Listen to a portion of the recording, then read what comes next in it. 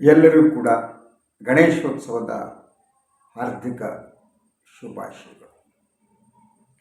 ಇವತ್ತು ಗಣೇಶೋತ್ಸವ ಭಾರತೀಯ ದೈವ ನಂಬಿಕೆಯ ಪರಂಪರೆಯಲ್ಲಿ ಗಣೇಶನಿಗೆ ಬಹಳ ವಿಶಿಷ್ಟವಾದ ಒಂದು ಸ್ಥಾನ ಇದೆ. ಗಣೇಶ ಆದಿಪೂಜಿತ, ವಕ್ರತುಂಡ, ವಿನಾಯಕ. ಆತನ ಇಡೀ ದೇಹದ ರಚನೆಯಲ್ಲಿ ಮನುಷ್ಯ ಮತ್ತು ಪ್ರಾಣಿಗಳ ಸಂಯೋಗದ ಸಂಕೇತ ಇದೆ. ಗಣೇಶ ಬುದ್ಧಿವಂತಿಕೆಯ ದೇವರು. ದೇವರುಗಳಲ್ಲೇ ಗಣೇಶ ಅತಿ ಬುದ್ಧಿವಂತ ಅನ್ನೋದಕ್ಕೆ ಹಲವು ಕಥೆಗಳು, ಪುರಾಣಗಳು ಇವೆ. ಒಂದ್ಸಲ ಶಿವನ ಇಬ್ಬರು ಮಕ್ಕಳ ನಡುವೆ ಪೈಪೋಟಿ ನಡೆಯುತ್ತೆ, ಸುಬ್ರಹ್ಮಣ್ಯ ಮತ್ತು ಗಣೇಶನ ನಡುವೆ. ಆಗ ಶಿವ ಒಂದು ಕಾಂಪಿಟೇಷನ್ ಅನ್ನ ಇಡ್ತಾನೆ. ಯಾರು ಮೊದಲು ಈ ಭೂಮಿಯನ್ನ ಸುತ್ತಿ ಬರ್ತಾರೋ ಅವರೇ ಗೆದ್ದಂತೆ ಮತ್ತು ಅವರೇ ಪ್ರಬಲರು ಅನ್ನುವ ರೀತಿಯಲ್ಲಿ. ಸರಿ, ತಕ್ಷಣ ಸುಬ್ರಹ್ಮಣ್ಯ ತನ್ನ ವಾಹನವಾದ ನವಿಲನ್ನ ಹತ್ತಿ ವಿಶ್ವ ಪರ್ಯಟನೆಗೆ ಹೊರಡ್ತಾನೆ. ಗಣೇಶ ಎಲ್ಲೂ ಹೋಗಲ್ಲ, ಅಲ್ಲೇ ನಿಂತಿರ್ತಾನೆ. ಶಿವ ಪಾರ್ವತಿ ಇಬ್ಬರಿಗೂ ಆಶ್ಚರ್ಯ ಆಗುತ್ತೆ. ಏನಪ್ಪ ಇದು, ಇವನು ಎಲ್ಲೂ ಹೋಗ್ತಾ ಇಲ್ಲ. ಸ್ವಲ್ಪ ಹೊತ್ತಿನ ನಂತರ ಅವನು ತಂದೆ ತಾಯಿಯ ಪ್ರದಕ್ಷಿಣೆ ಮಾಡಿ ಕೂತ್ಕೊಳ್ತಾನೆ. ಸೊ ತಾನೇ ಗೆದ್ದೆ ಅಂಥೇಳಿ ಸುಬ್ರಹ್ಮಣ್ಯ ಬರ್ತಾನೆ. ಶಿವ ಸಣ್ಣಕ್ಕೆ ನಗ್ತಿರ್ತಾನೆ. ಗಣೇಶನತ್ತ ನೋಡ್ತಾನೆ. ಗಣೇಶ ಹೇಳ್ತಾನೆ, ನಾನು ಮೊದಲೇ ವಿಶ್ವ ಪರ್ಯಟನೆಯನ್ನ ಮಾಡಿ ಮುಗಿಸಿದ್ದೇನೆ. ತಂದೆ ತಾಯಿ ಅಂದರೆ ಶಿವ ಮತ್ತು ಪಾರ್ವತಿಯರಲ್ಲಿ ವಿಶ್ವ ಅನ್ನೋದಿದೆ, ಅವರೇ ವಿಶ್ವ. ನಾನು ಅವರ ಪ್ರದಕ್ಷಿಣೆ ಮಾಡುವ ಮೂಲಕ ವಿಶ್ವ ಪರ್ಯಟನೆ ಮಾಡಿದ್ದೇನೆ. ಸುಬ್ರಹ್ಮಣ್ಯ ಸೋತು ತಲೆ ಬಾಗ್ತಾನೆ. ಶಿವ ಪಾರ್ವತಿ ಇಬ್ಬರು ಕೂಡ ಗಣೇಶನ ಈ ಬೌದ್ಧಿಕತೆಗೆ ಮೆಚ್ಚುಗೆಯನ್ನು ಸೂಚಿಸ್ತಾರೆ. ಇನ್ನೂ ಕೂಡ ಮಹಾಭಾರತವನ್ನು ಬರೆದವನು ಗಣೇಶ ಅಂತ ಹೇಳಲಾಗತ್ತೆ. ಹೀಗೆ ಗಣೇಶನ ಸುತ್ತ ಹಲವು ಕಥೆಗಳಿವೆ, ನಂಬಿಕೆಗಳಿವೆ, ಪುರಾಣ ಇದೆ. ಗಣೇಶ ಪುರಾಣ ಅಂತಲೇ ಇದೆ ಭಾರತೀಯ ದೈವಿಕ ನಂಬಿಕೆಯಲ್ಲಿ. ಆದ್ದರಿಂದಲೇ ಗಣೇಶನಿಗೆ ಒಂದು ವಿಶಿಷ್ಟ ಸ್ಥಾನ ಇದೆ. ಈ ಗಣೇಶೋತ್ಸವ ಇದೆಯಲ್ಲ, ಅದು ನಡೆದುಕೊಂಡು ಬರುವುದಕ್ಕೆ ಸಾವಿರಾರು ವರ್ಷಗಳ ಇತಿಹಾಸ ಇದೆ. ಈವನ್ ಮಹಾಭಾರತದಲ್ಲಿ ಶ್ರೀಕೃಷ್ಣ ಗಣೇಶನನ್ನು ಪೂಜೆ ಮಾಡಿದ ಪ್ರಸ್ತಾಪ ಕೂಡ ಇದೆ. ಸೊ ಮಹಾಭಾರತ, ರಾಮಾಯಣಗಳು ಈ ದೇಶದ ಪುರಾತನವಾದ ಮಹಾಕಾವ್ಯಗಳು. ಅದರ ಸುತ್ತ ನಂಬಿಕೆಗಳು ಬೆಳೆದಿವೆ. ಶ್ರೀಕೃಷ್ಣ ಕೂಡ ಗಣೇಶನನ್ನು ಪೂಜೆ ಮಾಡಿದ ಅಂತ ಹೇಳಲಾಗ್ತಾ ಇದೆ. ಗಣೇಶನ ಬಗ್ಗೆ ಮಾತನಾಡ್ತಾ ಹೋದರೆ ಮಾತನಾಡ್ತಾ ಹೋಗ್ಬೋದು. ಆದರೆ ಈ ಗಣೇಶೋತ್ಸವದ ಆಚರಣೆ ಬದಲಾಗುತ್ತಾ ಬಂದಿರುವುದನ್ನು ಗಮನಿಸಬೇಕಾಗಿದೆ. ಸ್ವಾತಂತ್ರ್ಯ ಚಳವಳಿಯ ಸಂದರ್ಭದಲ್ಲಿ ಬಾಲಗಂಗಾಧರನಾಥ್ ತಿಲಕರು ಗಣೇಶೋತ್ಸವವನ್ನು ಒಂದು ಸಮುದಾಯವನ್ನು ಸೇರಿಸುವಂಥ ಒಂದು ಹಬ್ಬವಾಗಿ ಪರಿಗಣಿಸಿದರು. ಹಾಗೆ ಸಾರ್ವಜನಿಕ ಗಣೇಶೋತ್ಸವಗಳು ಪ್ರಾರಂಭ. ಆಯಾ ಪ್ರದೇಶದ ಜನ ಉತ್ಸವದಲ್ಲಿ ಪಾಲ್ಗೊಳ್ಳಬೇಕು. ಉತ್ಸವಕ್ಕೆ ತನ್ನದೇ ಆದ ಒಂದು ಮಹತ್ವ ಇದೆ. ಯಾಕಂದರೆ ಅಲ್ಲಿ ಇದು ಸಂಭ್ರಮ ಇದೆ ಮತ್ತು ಸಮುದಾಯವನ್ನು ಸೇರಿಸುತ್ತೆ. ಯಾವುದೇ ಧರ್ಮದ ಹಬ್ಬ ಕೂಡ ಸಮುದಾಯವನ್ನು ಸೇರಿಸುವ ಕೆಲಸವನ್ನೇ ಮಾಡುತ್ತೆ. ಸಮುದಾಯ ಒಡೆಯುವ ಕೆಲಸವನ್ನು ಉತ್ಸವಗಳು, ಸಂಭ್ರಮಗಳು ಮಾಡಿಕೊಳ್ಳುವುದು. ಆದರೆ ಇತ್ತೀಚಿನ ವರ್ಷಗಳಲ್ಲಿ ಹಬ್ಬಗಳು ಸಮುದಾಯಗಳನ್ನು, ಜನರನ್ನು ಒಡೆಯುವುದಕ್ಕೆ ಬಳಕೆಯಾಗ್ತಾ ಇದೆ.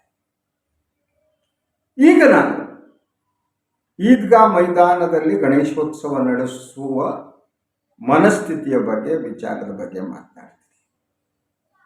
ಹಾಗೆಯೇ ಗಣೇಶ್ ಪೆಂಡಾಲ್ಗಳಲ್ಲಿ ಇವತ್ತು ಸಾವರ್ಕರ್ ಫೋಟೋವನ್ನು ಇಡಲಾಗಿದೆ. ಅದರ ಬಗ್ಗೆನೂ ಮಾತನಾಡೋಣ. ಈದ್ಗಾ ಮೈದಾನಕ್ಕೂ ಗಣೇಶೋತ್ಸವಕ್ಕೂ ಯಾವ ಸಂಬಂಧ ಅನ್ನೋದು ಒಂದು ಪ್ರಶ್ನೆ. ಹಾಗೆ ಸಾವರ್ಕರ್ಗೂ ಗಣೇಶೋತ್ಸವಕ್ಕೂ ಏನು ಸಂಬಂಧ ಅನ್ನೋದು ಎರಡನೇ ಪ್ರಶ್ನೆ. ಯಾರು ಆಚರಣೆ ಮಾಡುವವರು ಆಚರಣೆಗಳ ಹಿನ್ನೆಲೆಯನ್ನು ತಿಳ್ಕೋಬೇಕು. ದೇವರನ್ನ ನಮ್ಮ ಹೃದಯದಲ್ಲಿ, ನಮ್ಮ ಮನಸ್ಸಿನಲ್ಲಿ ಸ್ಥಾಪಿಸಿಕೊಳ್ಬೇಕು. ದೇವರ ಜೊತೆ ನಾವು ಸಂಭಾಷಣೆ ನಡೆಸುವಂತೆ, ದೇವನೊಬ್ಬ ನಾಮ ಹಲವು ಅನ್ನುವ ಅರಿವು ಏನು ನಮಗೆ ನಮ್ಮ ಪರಂಪರೆಯಲ್ಲಿ ಬಂದಿದೆ, ಅದರ ನಂಬಿಕೆ. ಈಗ ಕರ್ನಾಟಕದಲ್ಲಿ 2 ಈದ್ಗಾ ಮೈದಾನಗಳಲ್ಲಿ ಗಣೇಶೋತ್ಸವ ನಡೆಸುವ ಒಂದು ಯತ್ನ ನಡೀತು. ಬೆಂಗಳೂರಿನ ಚಾಮರಾಜಪೇಟೆ ಈದ್ಗಾ ಮೈದಾನದಲ್ಲಿ ಅದಕ್ಕೆ ಅವಕಾಶ ಕೊಟ್ಟಿಲ್ಲ ಸುಪ್ರೀಂ ಕೋರ್ಟ್. ಹುಬ್ಬಳ್ಳಿಯ ಈದ್ಗಾ ಮೈದಾನದಲ್ಲಿ ಗಣೇಶೋತ್ಸವವನ್ನು ನಡೆಸುವುದಕ್ಕೆ ಅವಕಾಶ ಕೊಡಲಾಯಿತು. ಇವತ್ತು ಬೆಳಗಿನಿಂದ ಹುಬ್ಬಳ್ಳಿಯ ಈದ್ಗಾ ಮೈದಾನದಲ್ಲಿ ಸಂಭ್ರಮದಿಂದ ಗಣೇಶೋತ್ಸವವನ್ನು ಆಚರಿಸಲಾಗ್ತಾ ಇದೆ. ಬೆಂಗಳೂರಿನ ಈದ್ಗಾ ಮೈದಾನದಲ್ಲಿ ಪೊಲೀಸ್ ಕಾವಲಿದೆ, ಹುಬ್ಬಳ್ಳಿಯಲ್ಲಿ ಇಲ್ಲ. ಹುಬ್ಬಳ್ಳಿಯಲ್ಲಿ ಆದ್ದರಿಂದ ಸಂಭ್ರಮದಿಂದ ಗಣೇಶೋತ್ಸವ ನಡೀತಾ ಇದೆ. ಬೆಳಗ್ಗೆ ಶ್ರೀರಾಮ್ ಸೇನೆಯ ಅಧ್ಯಕ್ಷರು ಅವರು ಅಲ್ಲಿ ಹೋಗಿ ಪೂಜೆ ನೆರವೇರಿಸಿದ್ದನ್ನು ಎಲ್ಲ ಮಾಧ್ಯಮಗಳು ತೋರಿಸ್ತಾ ಇವೆ. ಇದೊಂದು ಮಹಾನ್ ಸಂಭ್ರಮ ಅಂತ ಹೇಳಲಾಗ್ತಾ ಇದೆ. ಮಾಧ್ಯಮಗಳು ಇದನ್ನ ಅದ್ಭುತ ಒಂದು ಸಂಭ್ರಮದ ಹಬ್ಬವನ್ನಾಗಿ ತೋರಿಸ್ತಾ ಇದ್ದಾರೆ. ಹಿಂದೂಗಳ ಜಯ ಅಂತ ತೋರಿಸ್ತಾ ಇದ್ದಾರೆ. ಸೊ ಆ ಮೂಲಕ ಇಡೀ ಪ್ರಕರಣವನ್ನ ಹಿಂದೂಗಳ ಜಯದ ಹಬ್ಬವನ್ನಾಗಿ ಪರಿವರ್ತಿಸಲಾಗ್ತಾ ಇದೆ. ಮಾಧ್ಯಮಗಳು ಅದನ್ನು ಮಾಡ್ತಾರೆ. ನಮ್ಮ ಭಾರತೀಯ ಪರಂಪರೆಯಲ್ಲಿ ದೇವರುಗಳನ್ನು ಎಲ್ಲಿ ಕೂಡಿಸಬೇಕು ಅನ್ನುವ ವಿವರಗಳಿವೆ. ಹೇಗೆ ದೇವರನ್ನ ಪ್ರತಿಷ್ಠಾಪನೆ ಮಾಡಬೇಕು ಅನ್ನುವ ವಿವರಗಳಿವೆ. ಗಣೇಶನನ್ನ ಪ್ರತಿಷ್ಠಾಪನೆ ಹೇಗೆ ಎಲ್ಲಿ ಮಾಡಬೇಕು ಅನ್ನುವ ವಿವರಗಳಿವೆ. ಯಾವ ದಿಕ್ಕಿನಲ್ಲಿ ಗಣೇಶನ ಮೂರ್ತಿಯನ್ನ ಇಡಬೇಕು ಅನ್ನುವ ವಿವರಗಳಿವೆ. ಗಣೇಶನಿಗೆ 18 ಬಗೆಯ ಸಿಹಿ ತಿಂಡಿಗಳನ್ನ ನೈವೇದ್ಯ ಮಾಡಬೇಕು ಅನ್ನೋದಿದೆ ಪರಂಪರೆಯಲ್ಲಿ ಬಂದದ್ದು.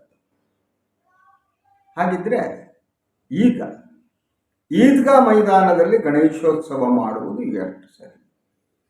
ಗಣೇಶೋತ್ಸವವನ್ನು ಯಾಕೆ ಅಲ್ಲೇ ಆಚರಿಸಬೇಕು? ಇದು ಒಂದು ಧಾರ್ಮಿಕ ಭಾವನೆಯನ್ನು ಕೆರಳಿಸುವುದರ ಜೊತೆಗೆ ಧಾರ್ಮಿಕ ನೀತಿ ನಿಯಮಗಳ ಉಲ್ಲಂಘನೆ ಕೂಡ ಇದೆ. ಒಂದು ಕಡೆ ನೀವು ಗಣೇಶನನ್ನು ಇಟ್ಟಿರ್ತೀರಿ, ಇನ್ನೊಂದು ಕಡೆ ಆ ಈದ್ಗಾ ಸ್ಟ್ರಕ್ಚರ್ ಇರುತ್ತೆ. ಹಿಂದೂ ಅಭಿಮಾನಿಗಳಿಗೆ ಓಕೆನಾ? ಈದ್ಗಾ ಸ್ಟ್ರಕ್ಚರ್ ಪಕ್ಕದಲ್ಲೇ ಗಣೇಶೋತ್ಸವವನ್ನು ಮಾಡುವ ಮೂಲಕ ನೀವು ಏನನ್ನು ಮಾಡುತ್ತಿದ್ದೀರಿ? ಇದು ಒಂದು ದ್ವೇಷದ ಸಂಕೇತ ಅಲ್ವಾ? ಇದೊಂದು ಸ್ಪರ್ಧೆಯನ್ನು ಉಂಟು ಮಾಡುವಂಥದ್ದಲ್ಲ ಧರ್ಮಗಳ ನಡುವೆ. ಅಲ್ಲಿಯೇ ಯಾಕೆ ಆಗಬೇಕು? ಯಾಕೆ ಅದೇ ಜಾಗ ಬೇಕು? ಯಾಕೆಂದರೆ ಯೂಶುವಲಿ ನೀವು ಈಗ ಕರ್ನಾಟಕದಲ್ಲಿ ಬೆಳಗಾವಿ ಏನಿದೆಯಲ್ವ, ಅದು ಗಣೇಶೋತ್ಸವ ಪ್ರಸಿದ್ಧ. ಇಡೀ ಇಂಡಿಯಾದಲ್ಲೇ ಪುಣಾದಲ್ಲಿ ಗಣೇಶ ಉತ್ಸವದ ಆಚರಣೆನ 21 ದಿನ ಮಾಡಲಾಗುತ್ತೆ. ಬೆಳಗಾವಿಯಲ್ಲೂ ಕೂಡ 21 ದಿನ ಮಾಡ್ತಾರೆ. ಅದನ್ನು ಗಲ್ಲಿಗಳಲ್ಲಿ ಮಾಡಲಾಗುತ್ತೆ ಗಣೇಶೋತ್ಸವ. ಗಲ್ಲಿಗಳಲ್ಲಿ ಯಾಕೆ ಮಾಡಲಾಗುತ್ತೆ ಅಂತ ಅಂದರೆ ಆ ಪ್ರದೇಶದ ಜನರಿಗೆ ಅದು ಹತ್ತಿರವಾಗಬೇಕು ಅನ್ನೋ ಕಾರಣ. ನೀವು ಈದ್ಗಾ ಮೈದಾನದಲ್ಲೇ ಯಾಕೆ ಆಯ್ಕೆ ಮಾಡ್ಕೊತೀವಿ? ಅಲ್ಲೇ ಯಾಕೆ ಬೇಕು? ಅದು ಸಾರ್ವಜನಿಕ ಸ್ಥಳ ಆಗಲಿ ಏನೇ ಆಗಲಿ, ಅಲ್ಲೇ ಯಾಕೆ ಬೇಕು? ಅದೇ ಜಾಗ ಯಾಕೆ ಬೇಕು? ಇದು ಮುಸ್ಲಿಂ ದ್ವೇಷದ ಪ್ರತೀಕ, ಮುಸ್ಲಿಮರನ್ನ ಹತ್ತಿಕ್ಕುವ ಯತ್ನ.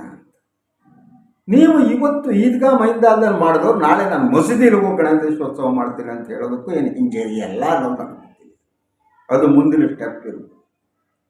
ಅಂದರೆ ಬೇರೆಯವರ ಧಾರ್ಮಿಕ ನಂಬಿಕೆಗಳ ಮೇಲೆ ಹಲ್ಲೆ ಮಾಡುವಂತಹದ್ದು, ಅದರ ಮೇಲೆ ಅಟ್ಯಾಕ್ ಮಾಡುವಂತಹದ್ದು. ಅಂದರೆ ಈ ಒಂದು ಹಬ್ಬವನ್ನು ಕೂಡ ಇನ್ನೊಂದು ಧರ್ಮದವರಲ್ಲಿ ಭಯವನ್ನು ಹುಟ್ಟಿಸುವುದಕ್ಕೆ ಬಳಸುವಂತಹದ್ದು. ನಾವು ನಡೆಸುವ ಹಬ್ಬವೇ ಶ್ರೇಷ್ಠ ಅನ್ನುವ ಶ್ರೇಷ್ಠತೆಯ ಪ್ರಶ್ನೆ ಕೂಡ ಇದೆ ಅದರಲ್ಲಿ. ಈಗ ಬೆಂಗಳೂರಿನಲ್ಲಾಗಲಿ ಈದ್ಗಾ ಮೈದಾನ ಉಳಿದ ಪಕ್ಕದ 10 ಗಲ್ಲಿಗಳಿವೆ, ಚಾಮರಾಜಪೇಟೆಯಲ್ಲಿ ಮಾಡಿ ಬೇಡ ಅನ್ನೋಲ್ಲ. ಅಥವಾ ಎಲ್ಲಿಯಾದರೂ ಸರ್ಕಾರಿ ಜಾಗ ಇದ್ದರೆ ನಾವು ಮಾಡೋದಕ್ಕೆ ಇನ್ನೊಂದು ಜಾಗ ಬೇಕು ಅಂತ ಕೇಳಿ ಸರಿಯಾಗಿ ನಂಬಿಕೆಯಿಂದ ಪ್ರೀತಿಯಿಂದ ಗಣೇಶೋತ್ಸವ ಮಾಡಿ, ದ್ವೇಷದಿಂದ ಗಣೇಶೋತ್ಸವ ಮಾಡೋದು ಮತ್ತು ಯಾವುದೇ ಉತ್ಸವ ದ್ವೇಷವನ್ನು ಹುಟ್ಟು ಹಾಕಿದರೆ ಅದು ಉತ್ಸವ ಅಲ್ಲ. ಗಣೇಶ ಕೂಡ ಇದನ್ನು ಇಷ್ಟಪಡಲ್ಲ ಅಂತಲೇ ನಾನು ಬಯಸೋದು. ನಾನು ಅಂದ್ಕೊಳ್ಳೋದು ದೇವರಾದರೆ ನಾನು ಭಾಳ ಸಂದರ್ಭದಲ್ಲಿ ಹೇಳ್ತೀನಿ, ನಮಗೊಂದು ದೇವರು, ಮುಸ್ಲಿಂ ಒಂದು ದೇವರು, ಕ್ರಿಶ್ಚಿಯನ್ರಿಗೆ ಒಂದು ದೇವರು ಅಂತ ಇಲ್ಲ. ದೇವರನ್ನು ಗುರುತಿಸುವ ಬಗೆ ದೇವರು ನಮಗೆ ಒಂದೊಂದು ರೂಪದಲ್ಲಿ ಕಾಣ್ತಾನೆ. ಹಿಂದೂ ಧರ್ಮದಲ್ಲಿ ದೇವರು ನಿರಾಕಾರ ಅಂತ ಹೇಳಲಾಗಿದೆ. ಸೊ ಅದೇ ರೀತಿ ಮುಸ್ಲಿಂ ಧರ್ಮದಲ್ಲಿ ನಿರಾಕಾರರಾದ್ದರಿಂದ ಅವರು ಮೂರ್ತಿ ಪೂಜೆ ಮಾಡ್ತಾರೆ. ಅವರು ದೇವರಿಗೆ ಪ್ರಾರ್ಥನೆಯನ್ನು ಸಲ್ಲಿಸ್ತಾರೆ. ಅವರು ಪ್ರಾರ್ಥನೆ ಸಲ್ಲಿಸಿದ ಜಾಗದಲ್ಲೇ ಹೋಗ್ಬಿಟ್ಟು ಸುಪ್ರೀಂ ಕೋರ್ಟ್ ಇವನ್ನ ಚಾಮರಾಜಪೇಟೆ ಸಂದರ್ಭದಲ್ಲಿ ಅದೇ ಪ್ರಶ್ನೆ ಕೇಳಿ 100 ವರ್ಷಗಳ ಕಾಲ ಅಲ್ಲಿ ಗಣೇಶೋತ್ಸವ ನಡೆದಲ್ಲಿ ಈಗ ಅದೇ ಯಾಕೆ ಬೇಕು ನಿಮಗೆ? ಇದಕ್ಕೆ ಮುತಾಲೆಕ್ಕು ಪತಾಲೆಕ್ಕು ಕುತಾಲೆಕ್ಕು ಇಂಥವ್ರು ಉತ್ತರ ಕೊಡಬೇಕು. ಅದೇ ಜಾಗ ಯಾಕೆ ಬೇಕು? ಇನ್ನೊಂದು ಜಾಗದಲ್ಲಿ ಮಾಡಿದರೆ ಗಣೇಶ ಒಪ್ಗಳಲ್ವ? ಗಣೇಶ ಬಂದು ಹೇಳಿದಾನೆ ಈದ್ಗಾ ಮೈದಾನದಲ್ಲಿ ನಾನು ಪೂಜೆ ಮಾಡ್ರಿ ಹೇಳಿದಾನೆ ಗಣೇಶ. ಇನ್ನೊಂದು ಧರ್ಮದ ಜೊತೆ ಕಾಂಪೀಟ್ ಮಾಡಿ ಅಂತ ನಮ್ಮ ಹಿಂದೂ ದೇವರುಗಳು ಹೇಳಿದ್ದಾರೆ. ಪ್ರೀತಿಯಿಂದ ಭಕ್ತಿಯಿಂದ ಪೂಜೆ ಮಾಡೋದಕ್ಕೆ ಯಾವ ಜಾಗ ಆದರೆ ಏನ್ರಿ? ಮನೆಯಲ್ಲಾದರೂ ಮಾಡಿ, ಮನಸ್ಸಿನಲ್ಲೂ ಆದರೂ ಮಾಡಿ. ದೇವರು ಮೈಕ್ ಹಾಕಿದ್ರೆ ಮಾತ್ರ ದೇವರು ಕೇಳ್ತಾನೆ ಅಂತಿದ್ದೆ. What type non sense? ದೇವರ ಬಗ್ಗೆ ಅರಿವೇ ಇಲ್ಲದವರು ದೇವರನ್ನ ಒಂದು ಪ್ರದರ್ಶನ ವಸ್ತುವನ್ನಾಗಿ ಮಾಡ್ತಿದ್ದಾರೆ. ದೇವರನ್ನು ತಮ್ಮ ಮನಸ್ಸಿನ ಒಳಗಡೆ ಪ್ರತಿಷ್ಠಾಪಿಸಿಕೊಳ್ಳಿ. ನಿಜವಾದ ಧಾರ್ಮಿಕನಾದ ವ್ಯಕ್ತಿ ಧರ್ಮವನ್ನು ತನ್ನ ಮನಸ್ಸಿನ ಒಳಗಡೆ ಪ್ರತಿಷ್ಠಾಪಿಸ್ಕೋಬೇಕು. ಇನ್ನು ಎರಡನೇ ವಿಚಾರ, ಸಾವರ್ಕರ್.